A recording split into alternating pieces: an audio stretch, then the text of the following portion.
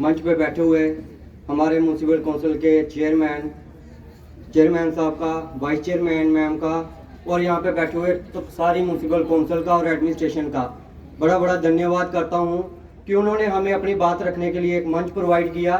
क्योंकि हमारी जो रिप्रेजेंटेशन है, हम लोग इसीलिए हैं कि हम अपनी जो पब्लिक की है वो रिप्रेजेंटेशन दे सकें।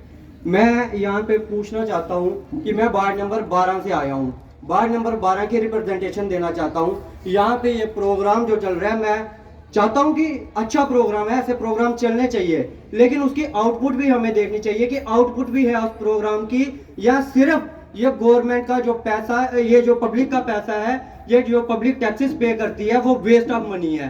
क्योंकि ये आज जो प्रोग्राम मैं देख रहा हूँ पीछे लगा हुआ है माई टाउन माई प्राइड। मैं कहता हूँ माई टाउन माई प्राइड लिखने से माई टाउन माई प्राइड नहीं होगा।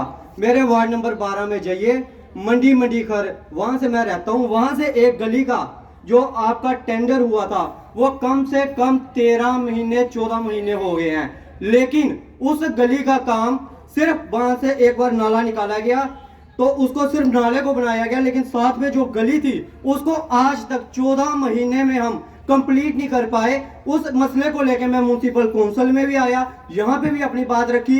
यहाँ से ये बात आई कि हमारी तरफ से जो पैसे हैं वो हमने रखे हुए हैं, लेकिन जब ठेकेदार से बात की वो कहते हैं हमें म्यूनसिपल काउंसिल से पैसे नहीं मिलते। क्या ऐसे हम माई टाउन माई प्राइड करेंगे? अगर हमारी गलियां अच्छी होंगी तो हमें प्राउड होगा, हमारा प्राइड आगे होगा। लेकिन मैं ये पूछना चाहता हूं कि जब हमने एक्सिन साहब के पास भी गए, एक्सिन साहब से हमने कहा कि क्या आपने ठेकेदार साहब को ब्लैक लिस्ट किया? अगर ठेकेदार साहब काम नहीं करते हैं, 13-14 महीने उन्होंने काम नहीं किया, कब आप उन लोगों को ब्लैक लिस्ट करोगे?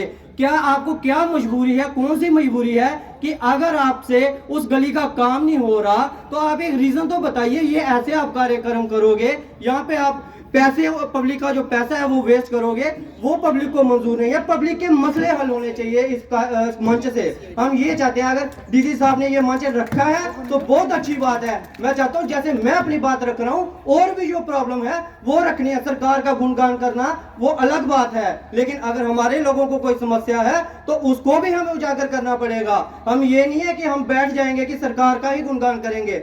इसलिए जो भी यहाँ पे नोट कर रहे हैं, मैं उनको ये नोट करवाना चाहता हूँ और ये पूछना चाहता हूँ कि कब मेरे को ये पता चलेगा कि जो वार्ड नंबर 12 की गली है उसका काम क्यों बंद है, क्यों शुरू नहीं किया जा रहा, उसका रीजन बताया जाए। ठीक है, थैंक यू।